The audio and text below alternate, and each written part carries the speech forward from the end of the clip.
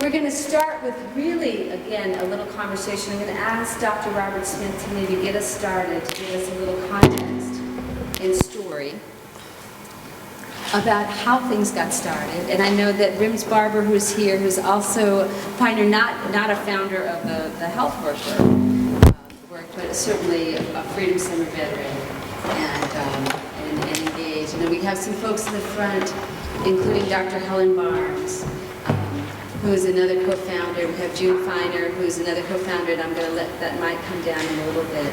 But I want to first start with a warm round of applause for our veterans who have served and led and created so much of what we have today. If you all can join me in giving them a hand.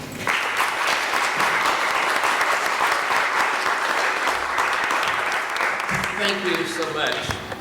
Tougaloo, as you know, ended up being the center of academic freedom for the entire state. And I say that not in deference to any other academic institution in the state, but it was that place that came close, as many other things do, thanks to the Sovereignty Commission, came close to being shut down. But Tougaloo was that place where all the palace guards of all the major civil and human rights organizations could come and express their views on the urgency for change in the country we love. So it is great to see all of you back here on this important 50th anniversary, and hope it will continue.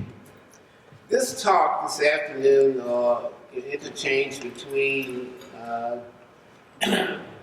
Rims, June Feiner, I'll say, and Helen Barnes, and others, will focus on what that time was like. And it will take a little bit of time. I am aware of time, but you do need to we do need to have an overview of Afro-American medicine in Mississippi, and America, really, because I trained both in the South and in the North, and thankful to the North that I was able to pursue my training, but some of the same things that went on in the North went on in the South. But pre- and post-civil rights era, and the changes brought about by Freedom Summer, the civil and human rights movement, NMA, MCCR, and MCHR. And as has been said a number of times by Du Bois many years ago, that the problems of the 20th century is a problem of the color line. And of all the forms of equality and injustice in healthcare, the most shocking and inhumane was said by Martin Luther King at the first anniversary of the meeting of MCHR. We will move on and pass by the introduction, but I do need to give you a little bit of background on the founding of the AMA and the NMA. The AMA always had token integration of what we call cherry picking a few of outstanding blacks, but was predominantly an all-white organization that spoke for American medicine, and I don't mean in a productive and helpful way all the time. But in response to the NMA was an organization founded in Atlanta in 1865 called the NMA, which evolved as a spokesman for black medicine and took on the role for care, research, and problems sometimes without compensation. During the 1800s, because medicine was so segregated, there were several black medical schools that I would just kind of skip through as I lay a foundation to what we're going to be talking about or focusing on as we move forward. There were also black hospitals. Not only in Mississippi was hospitals segregated, but most hospitals that in the North, most care was rendered to blacks in all black hospitals nationally. These was founded in the 1800s. Mississippi, believe it or not, led the way in some way in founding the black hospitals, and we had about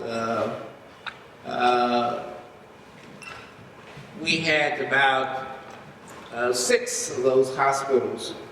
We had Afro-American Hospital in Yazoo City in 28, the Z.T. Hubert Health Center on Jackson State University campus.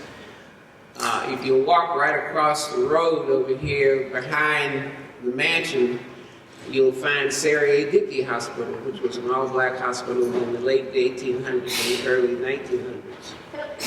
And Boren and Sarah Brown hospitals in Mount Bayou, Mississippi. All of these hospitals was less than 10,000 square feet. Most of them had 2 wards, one for male and one for female. And everything that happened to you happened to us at that point. Another event, let's skip that slide. Another great event that came about in 1910 was called the Flexner Report. The Flexner Report defined what constituted medical care in America, and said that anything that didn't follow the Oxford model didn't come up to the standard of health care. And therefore, all those black medical schools of training that I just talked about went under. And went further in defining the number of medical schools in the country and class size. Let's move forward from the Flexner Report. You'll see how that becomes very important as we move forward. As we move forward on this, I will talk a little bit about national acts and other activities that influenced healthcare pre-civil rights.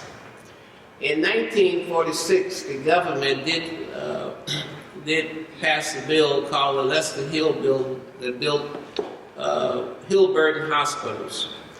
But at that point, the South was able to get in an amendment that did not require these hospitals to admit blacks, and did not require them to admit them on an unsegregated basis. And therefore, some of these Hill Burton hospitals, even though they were built with federal funds, did not admit blacks at all. In fact, there was one up in Yazoo City called King's Daughters, did not integrate until 1970.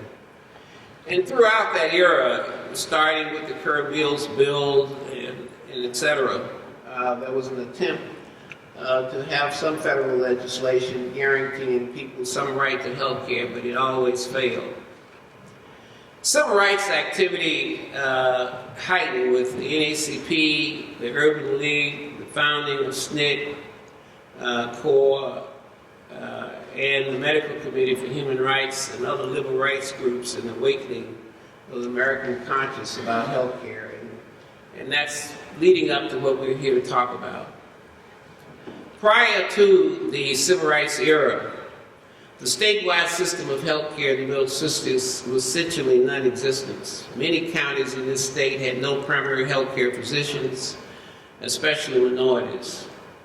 Specialty health care was practically non-existent for all people outside of Jackson. There were some reports of some people being refused health care at all if you tried to vote, or if you were involved in any way in any civil rights activities in this state. The number of black physicians now had died out by the mid-50s and 60s as a result of the Flexner Report, and many physicians were getting out of the state. As you know, after Brown versus Education, the Citizen Council was formed, and after the formation of the Citizen Council, then the Sovereignty Commission. And any physician or any other person, black or white, who stepped across that line either got punished for it, whichever way they could be punished, and many of them left. So by the time I came in the early 60s, we had been down to about 15 to 25 physicians in active practice all over the state. Here in Jackson, in the middle 60s, we were confined to a segregated wing at St. Dominic's Baptist and UMC, and as I had referred to earlier, we had the Z2 Hubert Health Center, which was a hospital on the campus of Jackson State. Oddly enough, I was secretary of the local NMA, a National Medical Association at that time, and we got a letter from them telling them that all black hospitals would be closed because we didn't meet minimum standards. And yet, at the same time, the takes took no responsibility to ensure that black patients or physicians would have access to majority hospitals. Only thing that we had left for the average persons was what I call dungeons, and that was one located at Laurel, Vicksburg, and Meridian, and these were called 3 charity hospitals. Another important thing that, of course, as you all know, that affects healthcare, and that is the social conditions for medical care pre-civil rights. The actual income, or the average income of the average Mississippians during that time was $600 to $1,000 a year. Most blacks lived in substandard housing. Most blacks had no running water, no indoor plumbing, roofs, other safe living conditions. There was no such thing as federal poverty guidelines. So most of us at that point lived in poverty. One of the most, as you know, the most important determinants of good health care, and that is our social conditions. Diseases that were really rampant at that time, and obviously for some of the reasons that we were talking about, for social reasons, lack of manpower, lack of access to healthcare institutions, was malnutrition, treatable infectious diseases such as community-acquired pneumonia. Children died from complications of treatable diseases such as chickenpox, measles, mumps, and whooping cough. Intestinal parasites was present in 20 to 30% of our children. There was severe iron deficiency, anemia, hypertension, diabetes. Infant mortality rates was up to 60 to 80 per thousand in some counties, and most of our children was born at home with granny midwives.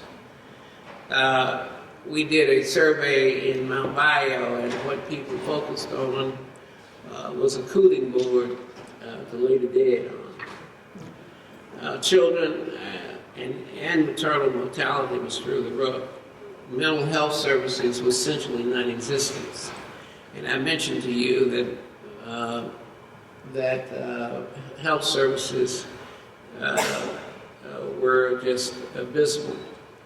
Now I want to talk to you about some of the changes that was brought about because of your courageous efforts, who was so generous to come down and help us. The NMA, in my estimation, was a lot similar to the NAACP. There had been all kinds of attempts by the NMA to bail the cat, as with the NAACP. But we were not able to do that. But during that era, we have to look back in '58, at the beginning of the Advisory Commission on Civil Rights. At least the federal government says, let me let you all talk about it a little bit, and we'll take some information back to Washington and see what we can do. Didn't have any enforcement power. One of the things the young lady asked me about Tom Levin, and that Tom was involved with the medical committee initially for civil rights, following, of course, the assassination of Medgar Evers. All of you know about it. The country kind of went up in arms, and a group of us, led by Walter Lear, Mike Holloman of New York, and myself, delivered a manifesto to the AMA House of Delegates 2 weeks after the assassination of Medgar Evers, demanding that the AMA, who had been the gatekeeper of health in Mississippi and all over the country really, would come out against discrimination of the black patient and the black physician from the front to the back door. Following, of course, '64, we continued those demonstrations at the AMA headquarters every year.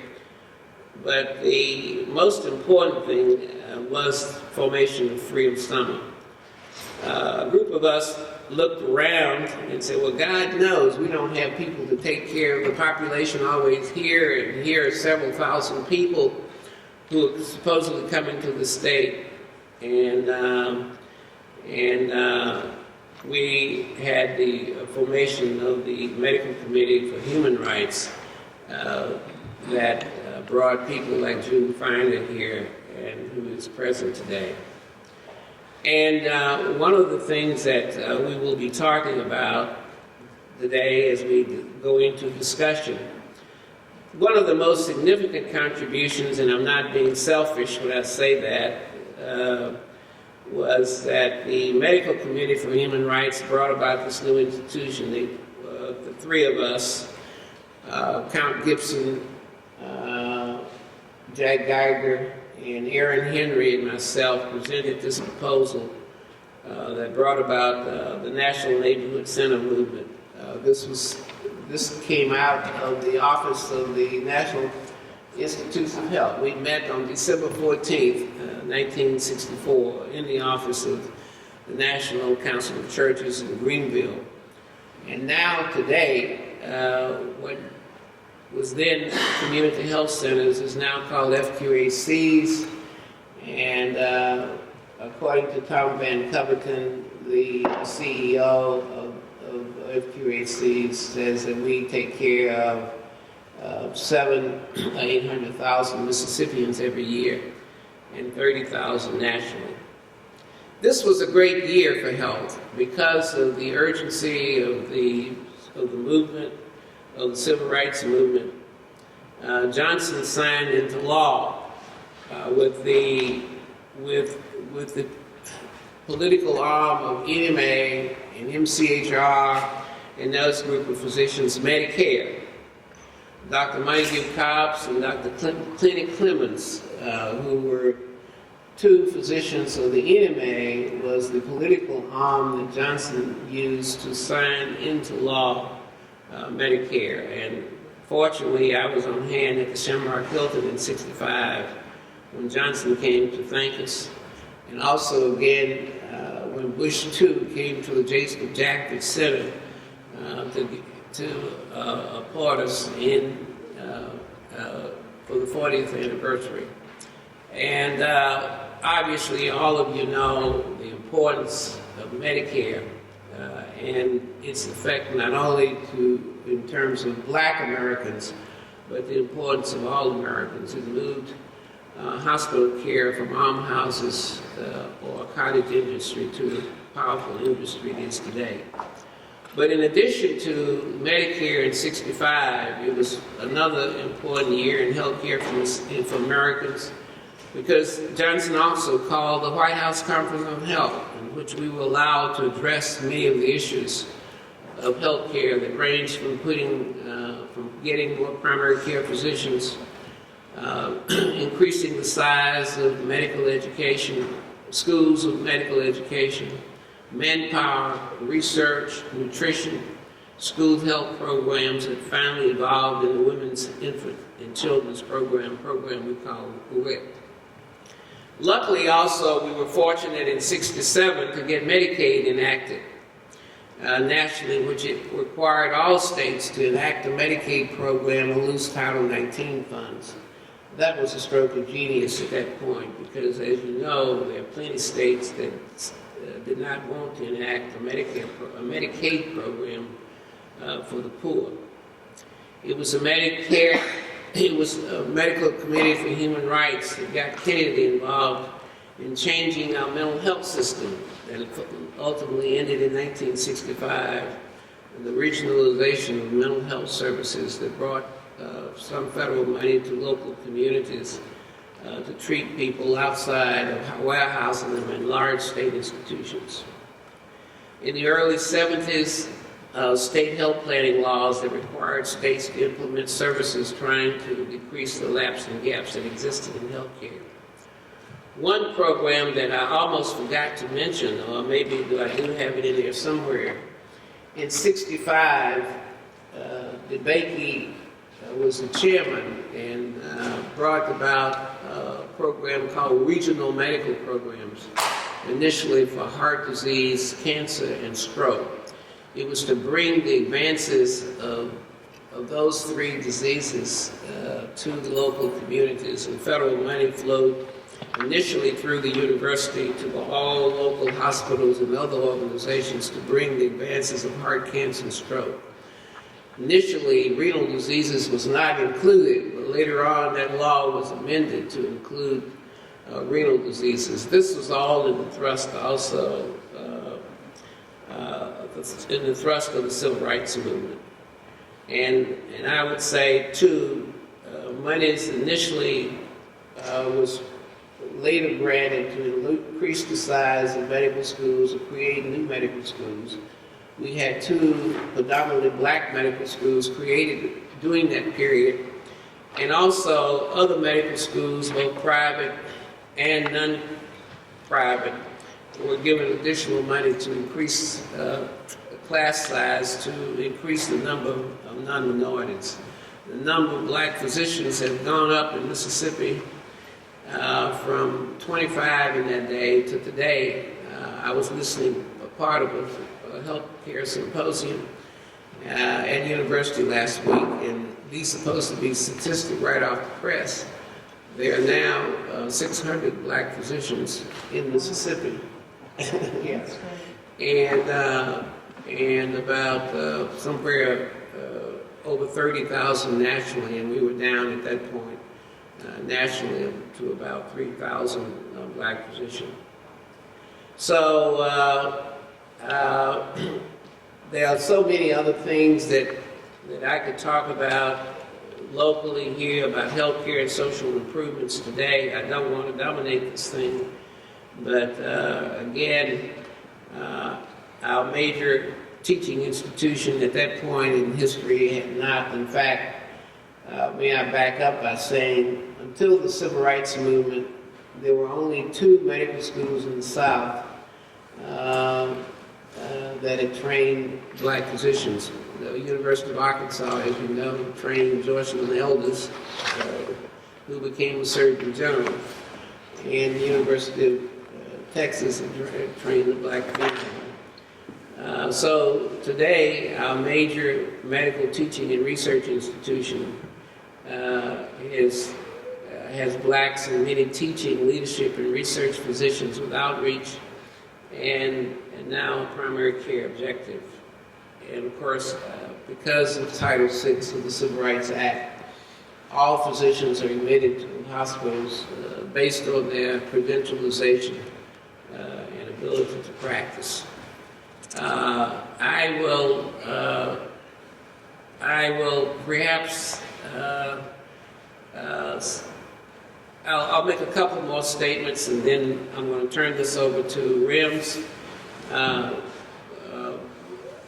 We still remain 50th in all our healthcare statistics except one, and that is immunizations.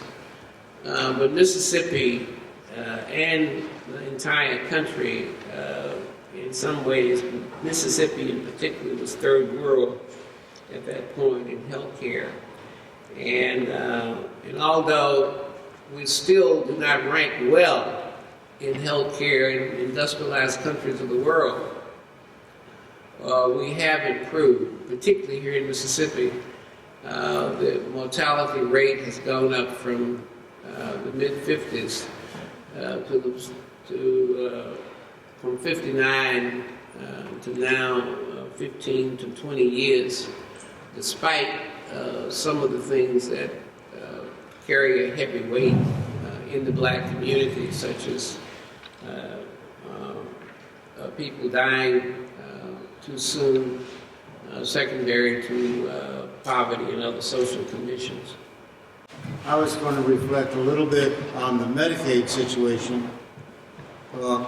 Mississippi didn't enact Medicaid effective until 1970.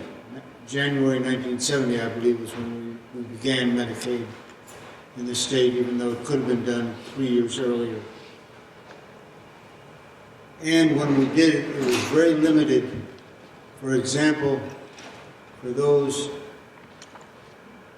deathly poor people who were on welfare, Mississippi only covered the children and not the mothers in an AFDC household when they first put the Medicaid program in. And up in the Delta, we located a number of women who really needed the health care and put together a lawsuit and got it changed and added 50,000 women to get health care at that time.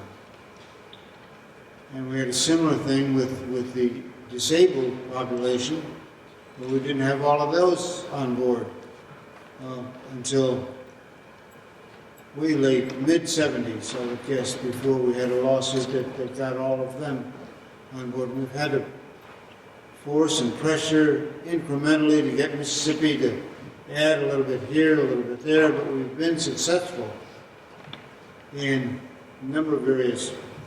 One that comes to mind quickly is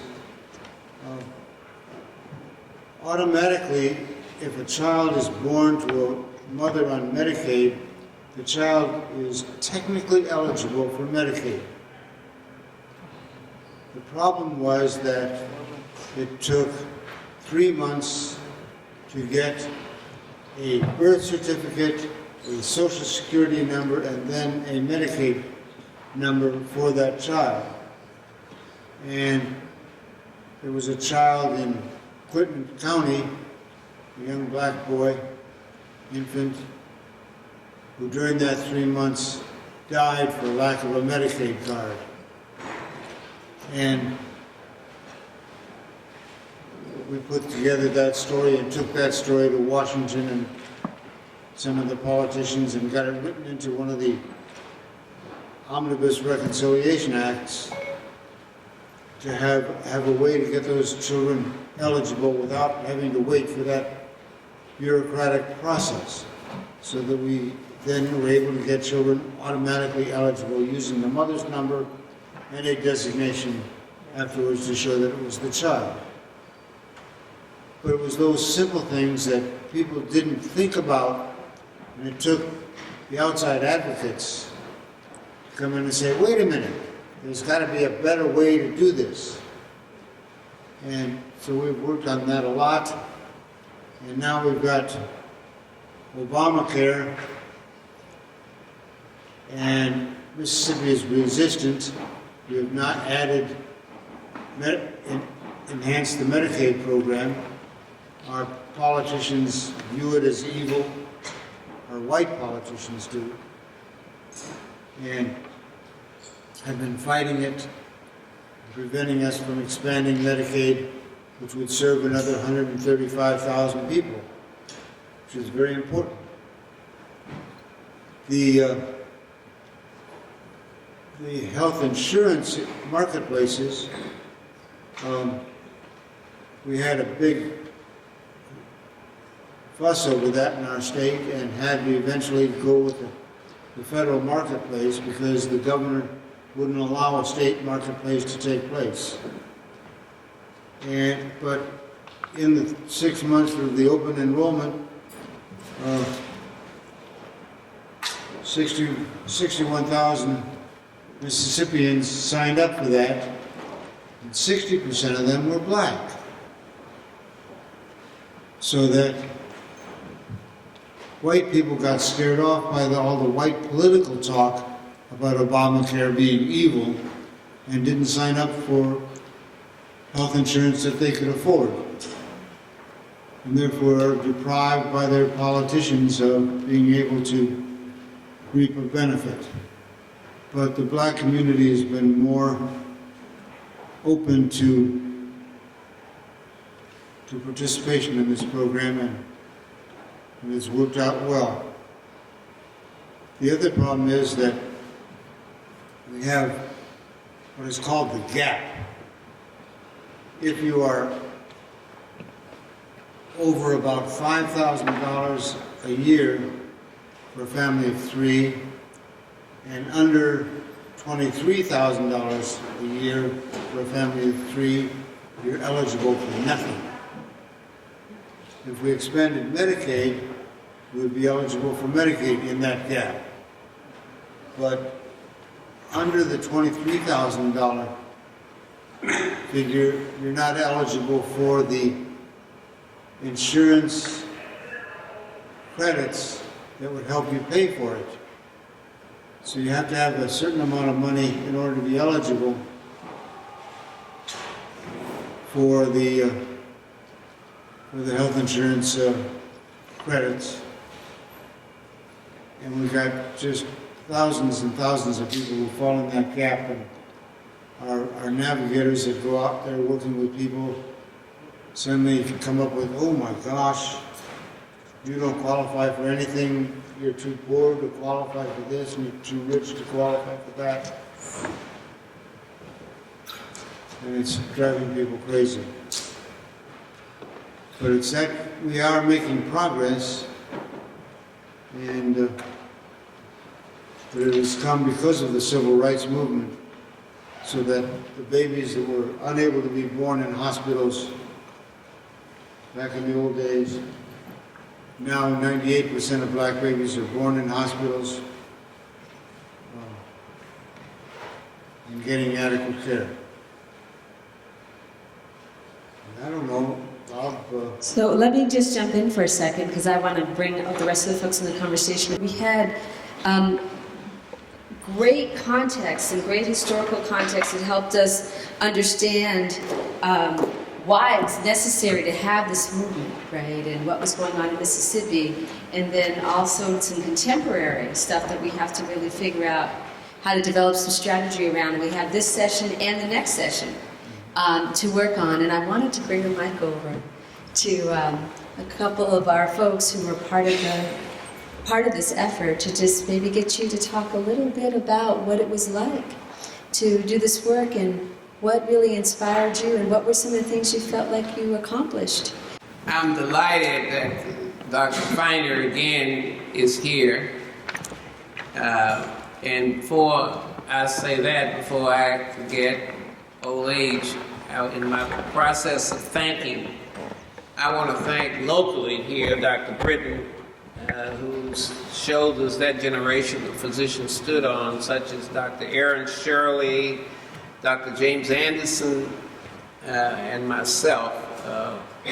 We formed a troika that allowed us to work together as local black physicians, bringing together people like Dr. Feiner, Geiger, and Gibson to work to change things. And I want to specifically get Dr. Feiner on camera, because I've said before that there were people who saved me many times, because I couldn't be anywhere, every place at all times. And right here under my nose,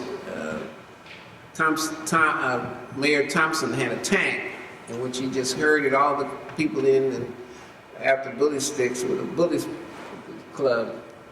And Dr. Feiner was that physician who was principally in charge of that. Dr. Feiner, would you just turn around and stand and let people see you?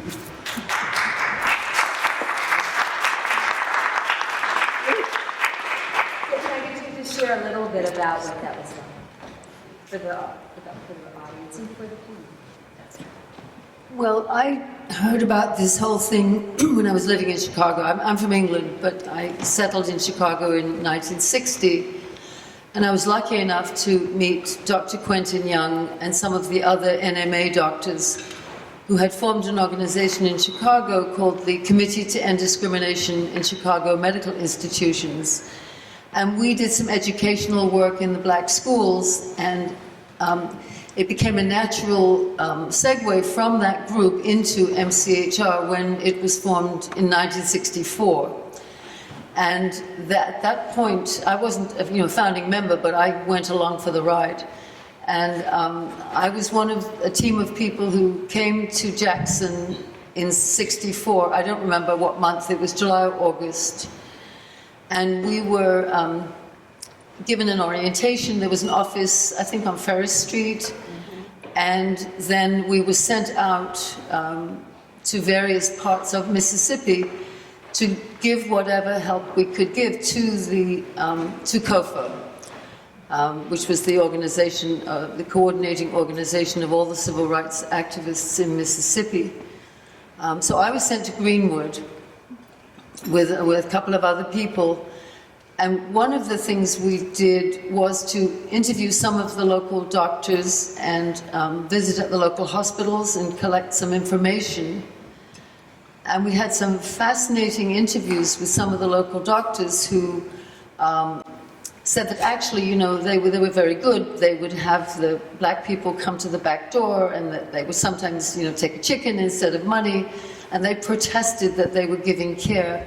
But it was very clear that the rate of chronic illness among the black population, just from looking around us, was incredibly high. The rate of hypertension and diabetes and arthritis, heart disease, there were just so many conditions that were just being neglected because the black population could not afford to go to see a doctor, and nor could they get into a hospital for adequate treatment. So there was nothing much we could do about that except to try and document it.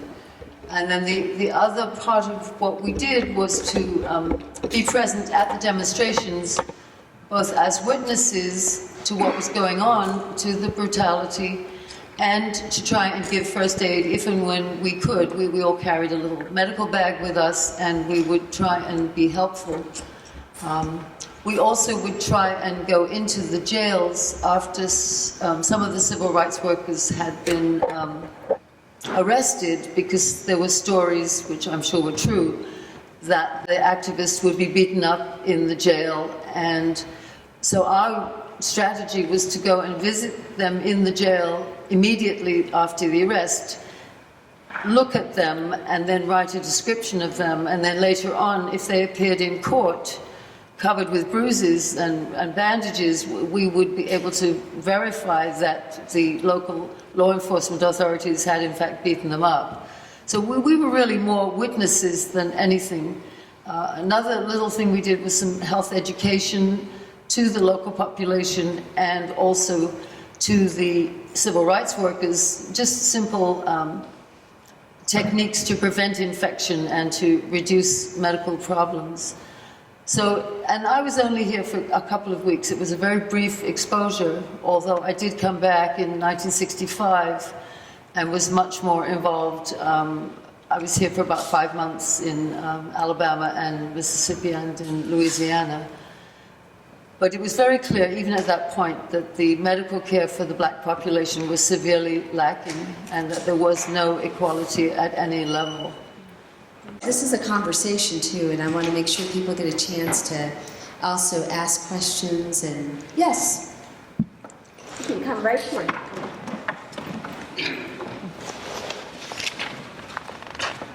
So, hello, my question is somewhat of observation. There's 9 of us here from Canada. There's a camera right there. And so it's a bit odd to hear about healthcare in this way. We've been watching it very carefully from Canada, what's happening. We're very happy to hear about Obamacare because we've had a universal healthcare system since about 1959. So, I mean universal healthcare, I mean everybody has healthcare by virtue of birth. Not only that, but if you're in Canada and you get hurt, you have healthcare, no one's going to deny you the right to go to a hospital and be fixed in Canada, regardless what that means. So it is a universal plan. Our taxes, our tax base pays for that. We do have 10 provinces and 3 territories that all have the same health care plan.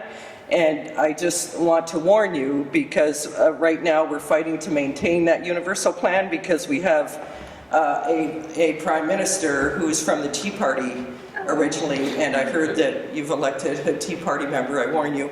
And so he is attacking this federally and wants to get rid of some of the funding to our healthcare system. We have a health accord, which demands funding by population of province, Ontario, my province, being the heaviest population in the country, and he wants to cut that funding. And so it's a struggle. I mean, just because you have something, it shows that it doesn't mean you will always have it. And we just find it so ironic sitting here listening, because what you're suffering with is kind of where some of our politicians want to take us. And they are white politicians, but they happen to be very wealthy ones too. No politician that we have that is actually from the working, what we call the working class in Canada, supports healthcare. And very rich politicians, quite frankly, get their healthcare here, and they pay dearly for it, and they don't mind, and it really doesn't matter. They have lots of money, including our Prime Minister probably has most of his major healthcare needs done right here in the United States, and it's because it's quicker, and he has the money to do it, and that's great if you're rich, but it certainly doesn't help anybody that isn't very, very wealthy. And I don't mean rich by, you know, you make $100,000 a year. I mean filthy wealthy is what we call it in Canada. And so certainly I encourage you to, you know, to make sure you keep fighting for a universal healthcare plan. I don't know what's more important to anyone than their life. And so if it's something that we should constantly, you know, and I always think the two countries at some point should join hands and figure out how to make sure in both countries we safeguard that system. Thank you for that. Yeah, you can clap, that's okay. So that's another one of the contemporary issues, right? Like the payment, the plans, and things like that. The other thing that you brought up, Dr. Smith, earlier was the issue of public hospitals and charity hospitals, which are being closed all over the country. And I'm curious for you and any of the other folks who are doing this kind of organizing, what do you think we should be doing next? What do you think we should be doing now to help move this work of health justice, the vision that when you all started to work not only to address the gaps, but to really develop a new kind of vision of care. You had the clinics that were about caring for people on the ground, a different way of thinking about serving folks. And I'm just curious, as you look at how things are moving, of course, ACA is one step, Affordable Care Act is one step, but it seems like there's so much more, and it's also more than health care, which has always been, I mean, the work that you all were doing was more than health care, it was about health.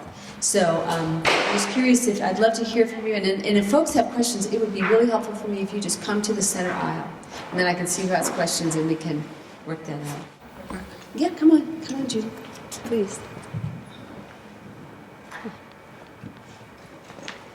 I'm Judy Barber, and I'm married to that one who has been with Dr. Smith for that long. I'm on Dr. Smith's board of directors. But I worked in public health for 20 years. And one of the things I would always try to share with people is the importance of telling the patient's story. We were taught in social work confidentiality. Doctors are taught about keeping medical confidentiality. But we required all our public health social workers, and eventually we had 100, to write us a story every month about a person, not by name, but just tell the story of their problems with healthcare, whether it was hospital access or whether it was any kind of services of mental health or with nutrition. And then we would collect those stories, and then RIMS, then Children's Defense Fund, would take them down to the state capitol and go to the legislators and say, here are 7 stories from your district about people who have no health care, and the answer is we need to increase the eligibility level for Medicaid, or we need to do something else. And so I really encourage people to throw out their definitions of confidentiality. The best, of course, is if the patients will stand up and tell their own story. But they're scared. They're afraid they'll lose what they have. And so that's what I wanted to share. Thank you. Thank you. Yeah, you can clap. Let's please clap. So, Rims, could I get you to talk a little bit about the public policy work you do, if you weren't going to talk about it next session, and how you have been pulling people together over the years to learn more about how to use that process? What we learned out of the civil rights movement 50 years ago was people need to have their voices heard.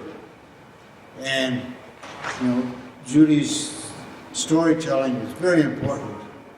We need to come up with real stories about real people and how the systems that we have impact their lives.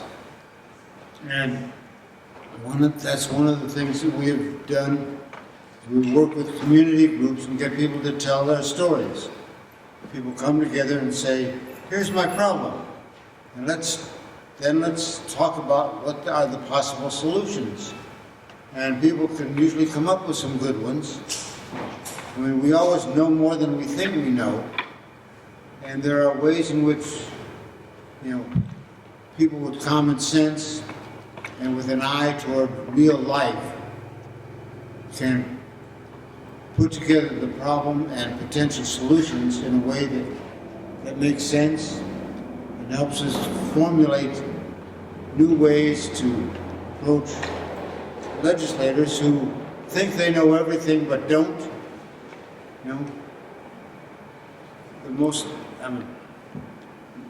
They just don't know. They just talk to each other and to lobbyists, and they think they know everything, but they don't. And what we need to do is get them to come out and listen to the people, and that's one of the things we try to do, is get community groups to bring their stories so that we have real stories to tell these folks and say, here's how a system you designed doesn't really work. It was well intended, but it doesn't quite work. I mean, for example, I can give some examples, like in Medicaid policy, we have worked very hard to expand. We're now up to over 700,000 people on the Medicaid program, which began with less than 100,000. And, one of the issues was pregnant women who were single could get Medicaid during their pregnancy. The pregnant women who were married could not. Did not make sense.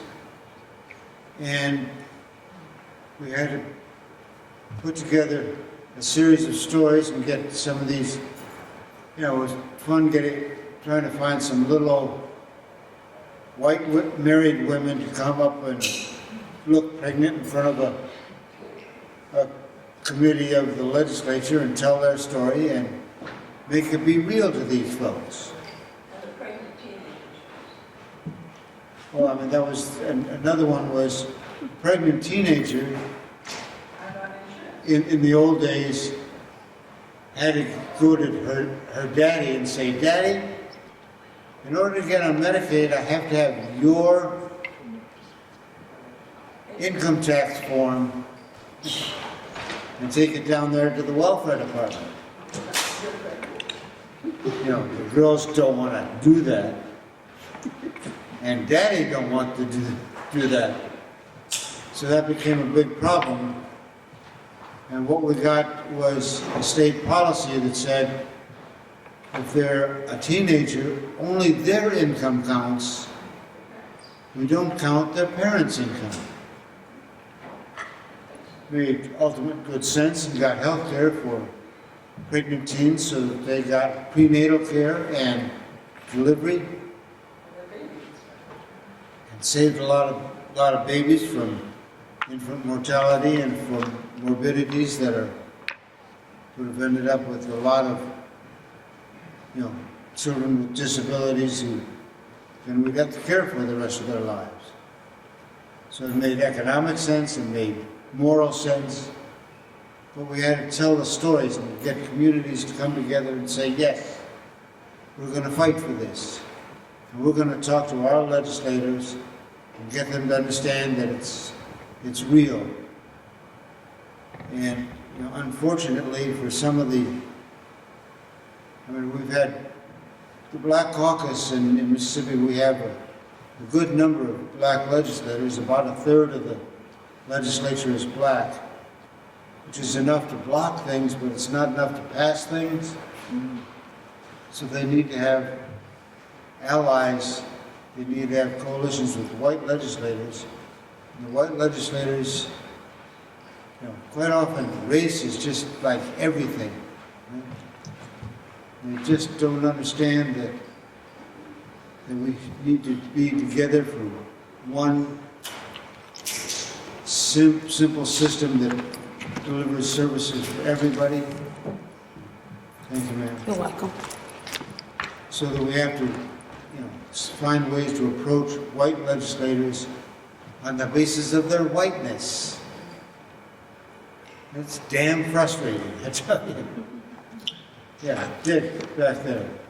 This is not a race, but it seems to me when you're talking about pregnancies of young ladies, the other half of it in our society pretty much gets forgotten. There's no illegitimate child, there are illegitimate parents, illegitimate fathers, mostly. And in our society, you haven't mentioned anything about fathers, because in our society, we don't, we've got laws apparently, but they're not pushed. When there's a pregnancy, it seems to me, you would like to see the father to be the main one held responsible fully for it. In our society, it's the mother. Quick comment on that? Go ahead, Dr. Smith. I agree, but let me comment on Rem's comments. And I had said earlier, we need to vote, but we need to know what to vote for. RIMS, we need a RIMS in all the 82 counties of this state. And I'm not here to make a hero out of anyone, but here, RIMS for the last 50 years has been what I call a health or social service advocate, not only teaching people, but local people or just general audiences, but he's been a tremendous resource for physicians and other people who are in position-making authority in like our legislators and other people. In other words, I think the position that RIMS holds is going to be very critical to moving us toward educating and informing people about healthcare needs and legislation to get us there. Well, one of the things that's needed is to be a watchdog. They will act differently when they know they are being watched.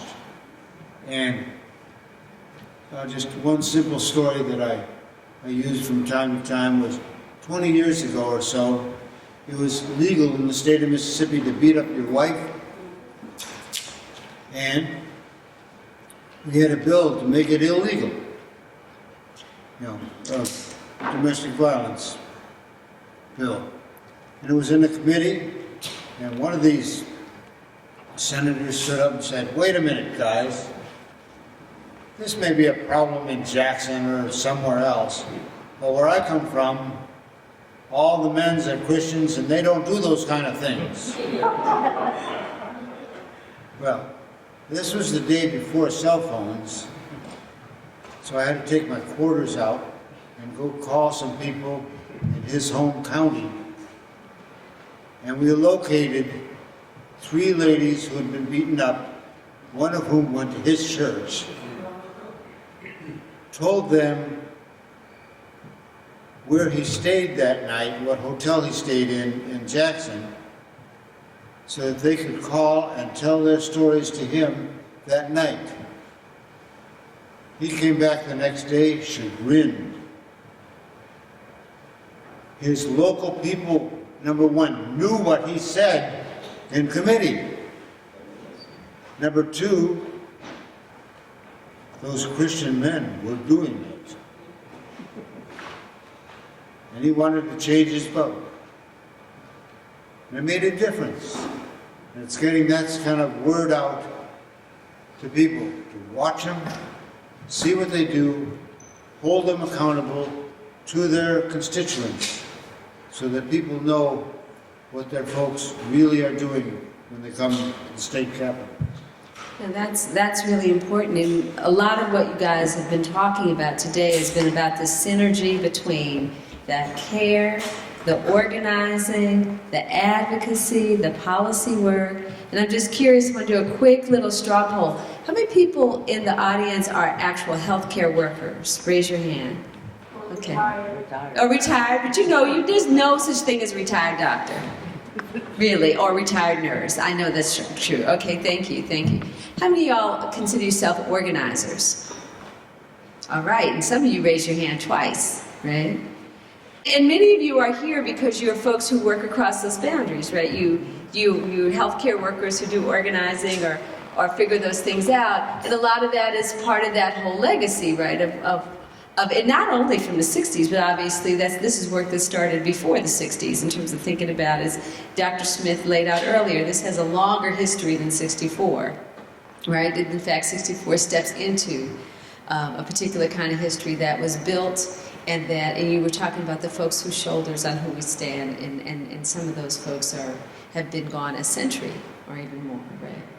And so I'm just curious, and I'd love to hear from you, because I know you guys have been in here and this room is warm, and so this might be the way you get to exercise a little bit, or some people might wake up, who knows, we're gonna see how it works out. I'd love to hear from you about the ways in which, because this is supposed to be about the past, but it's also about the future, right? What kind of work are you doing that you feel like is at that intersection of health and policy? Like, what kinds of things should we be learning from you? Oh, right, come on. Our volunteer who went and got the water and everything, I love you. There you go. Good evening. Good afternoon. My name is Valencia Robinson, and I want to say thank you, Rims, so much. And you too, Dr. Smith. But Rims, I appreciate you because you give us our policies that we have to fight. I work with HIV in the state of Mississippi. I'm an advocate and an organizer.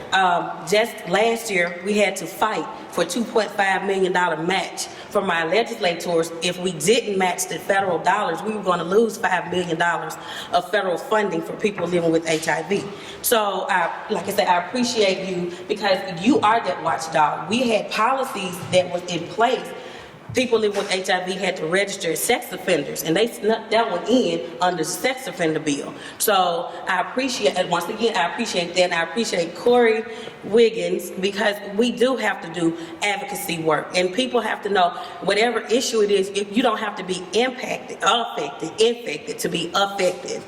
And just to get people involved and engaged, I don't know how to do that. I organize people living with HIV, but because of the discrimination and the stigma, they don't want to share their stories. They don't want to go to the legislators when you have them saying, you got what you deserve. So it's hard, and how do we do that? Share the stories without, one, being turned around, two, being dismissed as that's what they get, and three, talk about how the ACA can impact and help the state of Mississippi and people living with HIV. Here, here, all right. Great. Yes. Lord have mercy, they had courage. People knew that they could be killed, they could be evicted, they could lose their jobs, and yet they stood up and formed community groups and stood up in front of the whole world and made a difference.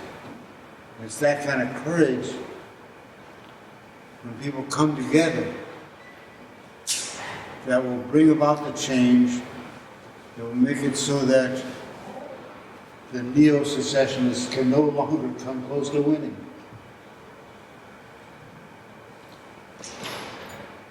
And there's no, ultimately, we have to tell our stories. We have to find the courage to do it and take the risk. And because otherwise, we wouldn't even be here. Columbus wouldn't have sailed. He'd have said, I'll fall off the edge of the earth, right? Some people might have wished he had, I don't know. But I'm just, sorry. But that's important. We do need to be bold. All right. Thank you. Can I help you with this? No, I just have to stand here because I have to brace myself. Yes, ma'am. Okay. When Dr. Smith asked me to do this, I said, Bob is up to something again, so no, I'm not going to do this.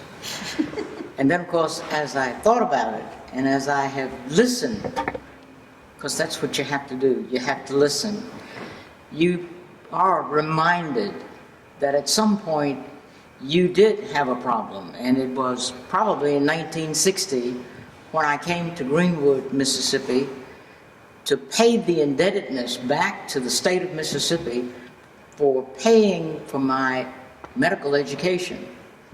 But that was the contract that you signed, and my grandmother's was one of these folks that said, if you sign it, you do it. And so that was what I was doing when I came back. I had never lived in Mississippi. I was born in Mississippi and had gone to the Holy Ghost School to the 3rd or 4th grade. And when my mother went to New York, I went with her. And so I was educated in New York. And if not in New York, at Cathedral High School or Hunter College, at Howard University for my medical education. And that's where I met Bob. So when I came back to fulfill my obligation, my contractual agreement that I would come back, I hadn't the foggiest idea what I was going to do. Because in those days, you finished med school, you did a general rotating internship where you learned how to do everything, and then you went to work. And so that was what I did. So I marched myself down to Dr. Nelson's office, and I did not know Dr. Nelson. He was a surgeon, but I was told that in order to practice in the Delta, I had to belong to the Delta Medical Society. That was okay. I had belonged to the society in Brooklyn, and so I just, figured you'd do the same thing you did in Brooklyn in Mississippi. And so I walked up to the door and knocked, and the lady said, well, you have to go to the back door. And I said, no, I'm coming to see Dr. Nelson. And he told me I could come in this way. And so sure enough, I just followed her and went to see Dr. Nelson. He had filled out all the papers that I needed to fill out because he had been written to by Dr. Hellman, Lewis M. Hellman, who actually was the person that I had gotten the extra training with so that I knew how to deliver babies. I also knew how to do cesarean section. There were other things that I had to learn because I felt that those were things I had to do. And so I worked in Greenwood for 3.5 years. I left Greenwood when Medgar was killed because I figured I'd had enough and that I couldn't take any more. And so in June 30th of 1963, I got in my car, my old Chevy, and drove back to New York. And when Robert said that this was to do with 64, I said I wasn't even in Mississippi in 64. And so no, I will not attest to all the things that were going on. He said, but you know what was going on. I said, yeah, I do know what was going on. I know what went on in 1967 because I came back and joined the group at Mound Bayou. And I learned from John Hatch, and I don't know if there's anybody that knows John, but John was the individual that took care of all of our community activities. He went to every little church in Mound Bayou and met all the people in the church. He sat there as long as he had to listen to them and to tell them what we were about at the clinic. And then he would ask them to give us a little story about what they thought we should be doing at the clinic. One of the things was We were doing prenatal classes. Well, they had no idea what a prenatal class was. They wanted to know about other kinds of medicine and whatnot. And, you know, when they got finished, John said, well, I want you to give me a list of the things that you need more than the things that I've been talking about. And they started talking about water. The toilets, screens at the windows, doors, things that would keep disease from coming into their homes to their children. Shoes, even if they were old shoes, you know, they needed things to keep their children from getting worms in their feet, because that was also why they had anemia. So, and I think John said there were about 20 churches. Well, he took his time and he just went all around the churches. And then he came back to us, the doctors at the clinic, and he said, I have news for you. You got to go back to the drawing board, and you've got to go back to OEO, and you've got to tell them that now you've got to write prescriptions for milk. You've got to teach the mothers how to boil the milk and make milk, because they don't have milk to give their babies. They're having their babies so fast that they're not having any lactation at all. Well, long story short, it took John almost that whole first year to get the feedback that he needed. We see, we don't have that anymore. I work at the University Medical Center. And the first thing I said to the dean was, you know, we need a system so that you can get the community to tell you what they need, because you are not doing what they need you to do.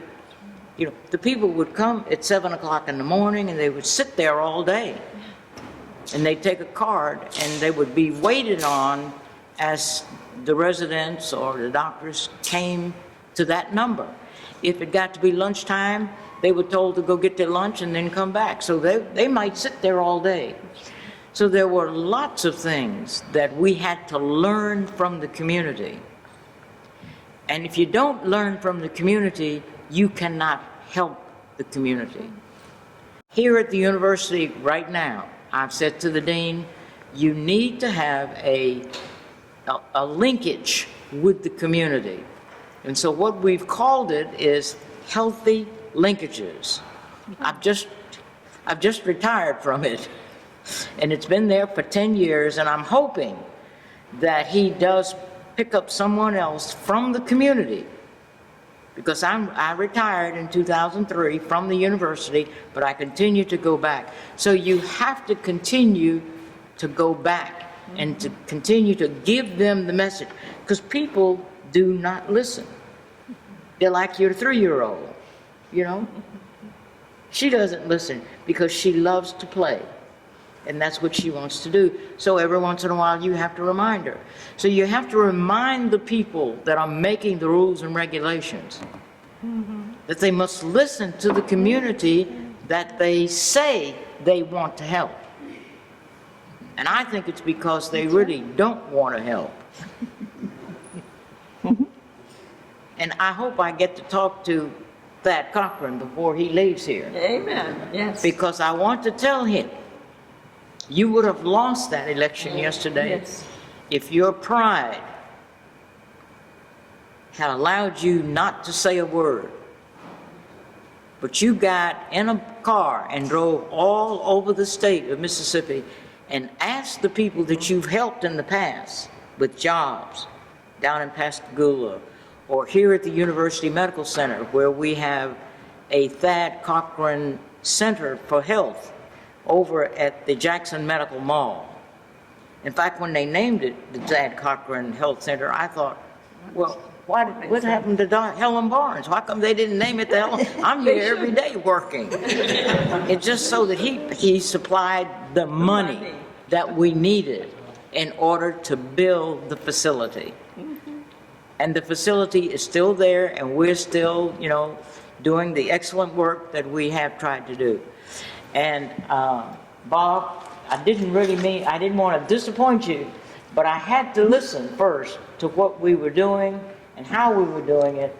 And so now I can at least say I did my part. Yeah,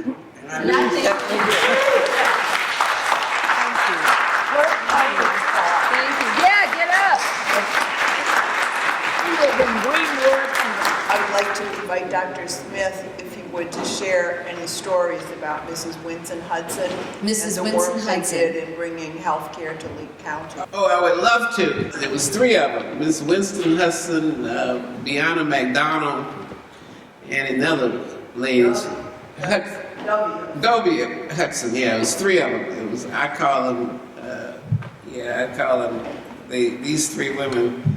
They were most fascinating people that you ever want to meet, and were activists actually. And first, really got to know Miss Hudson because she started the Head Start program up in Winston County, and at that point there were no physicians up to do the screening examination on the Head Start children. So after hours, Aaron Shirley and James Anderson and myself would get in a car and drive up to Winston County, and she would have these people come out, and really and truly, it was people like Winston Hudson that made me put my license on the line and look at Archie Gray and laugh at him when he told me he was going to license me, because when I would come home at night, I'd say, well, God knows if those people up there isolated in the country can be so brave. But after developing a relationship with Miss Hudson, she would actually have a bus. Well, I won't call it a bus, but those three women would bring people from Winston, from Carthage, the Carthage area, all the way down to Jackson, and many times would make them to have us see those people after hours. And so finally I said to Miss Hudson that I was going to bring a group together and see if we could not develop a proposal to do Madison as a Leak Health Center. That's what we called it. It was to cover the three counties, Madison, Yazoo, and Leak. So Miss Winston Hudson and Dobie and Miss Bianna McDonald really are responsible for bringing that FQHC to that area. I don't know how it ended up being named. It was named for a colleague of mine who was a physician who did excellent work. At that point, Madison General, which was a Hill Burton hospital, did not admit this physician, and he really had to travel all the way over to Yazoo City to the Afro-American hospital. And he's a very fine person, but it was really the activism of Ms. Winston Hudson that led to us coming together, the three of us coming together to do Madison as a Leak Health Center. Is that Dr. Carmichael? Dr. Carmichael, yeah. Dr. Carmichael was an excellent physician. And the center ended up being named for Dr. Carmichael, but it was actually the work, the activism work of Ms. Winston Hudson that led us to do that health center. All right, thank you. So we just have a few more minutes. I wanted to find out if anyone had any closing thoughts. Health is a human right, and that we all got to continue to work together to bring that right to all Americans. Can we give all of the folks who participated, all our pioneers, a rousing round of